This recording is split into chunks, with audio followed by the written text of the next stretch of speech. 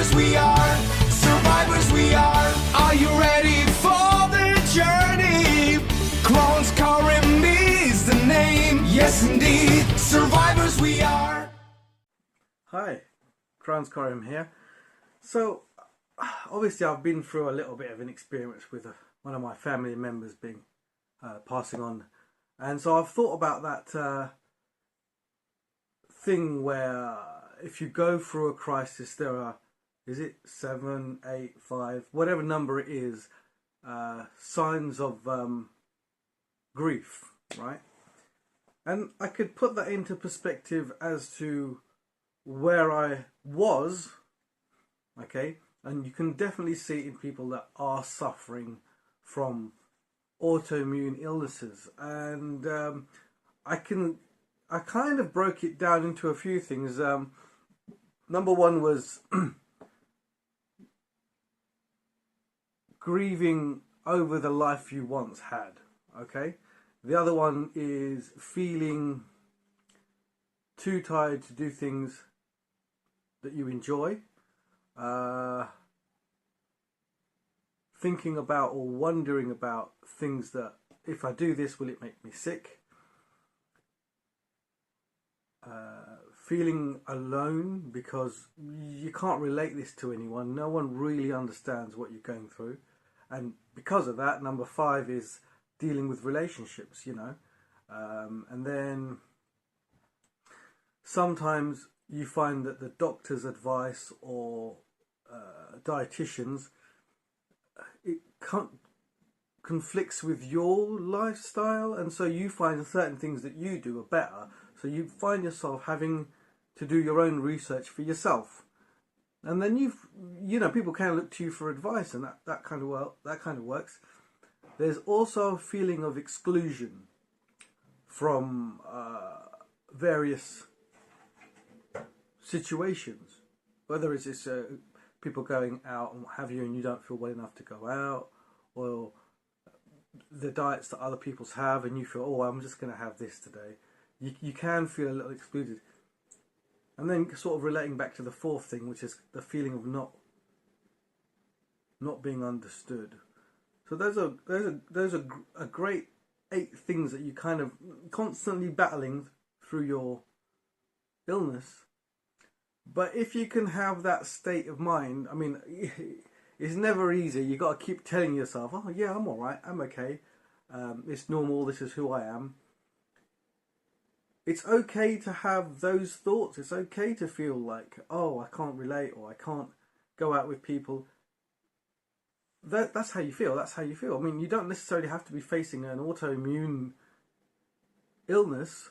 You can be in any situation and suffer the same kind of consequences.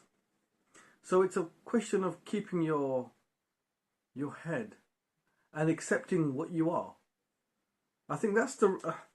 it's weird, but I feel that that's the biggest battle, to actually accept what you are and to sort of give up. Not give up, that's a silly word to say.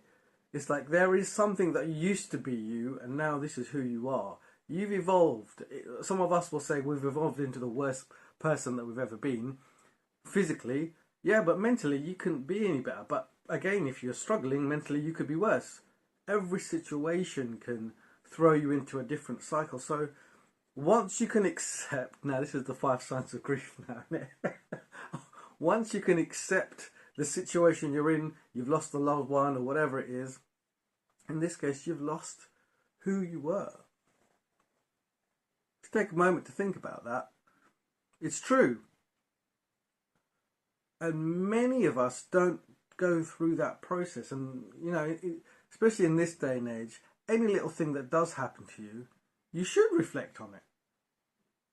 And if you don't, you can ball it up into 1 year, 5 years, 10 years, 20 years worth of stress because you never acknowledged the fact of what you were going through. You've ploughed on and got on with things. And don't get me wrong, I mean, I'm from old school where you just roll up your sleeves and you just get on with it, and, you know, whatever will be will be. But in the time of having this illness and sharing my story with all you guys, all of you having similar situations and what have you, we find ourselves relating to one another, virtual strangers, but we're relating the same story. that we're all having some kind of trauma that hit us, and now we're talking about it. It does help us feel better. But for those limited few that haven't done that yet, that haven't accepted or haven't spoken about that grief of something, that can be a stigma in the rest of your life. So find a way of getting it out or accepting it for yourself, even if you're the kind of person that does everything alone. And so this is one of those situations where you don't know how to communicate this to anybody else. In fact, you've always had the idea that people don't understand you anyway, so you having to go through this is, what's the big deal? I just do it anyway. But then that's going to chew up. This is me kind of saying, reflect on what you've gone through. Process it. It doesn't mean you've got to do anything about it. In fact, that's quite a guy thing. And again, I don't mean to sound sexist, but I'm a guy, so this is what we do. You always find a way of trying to fix the problem. And this is a good example of something that can't be fixed. Just feel how you feel. Acknowledge what you're going through. Feel it, own it, and be who you are. You're the best. You know, you've done so much. Carry on. Keep going.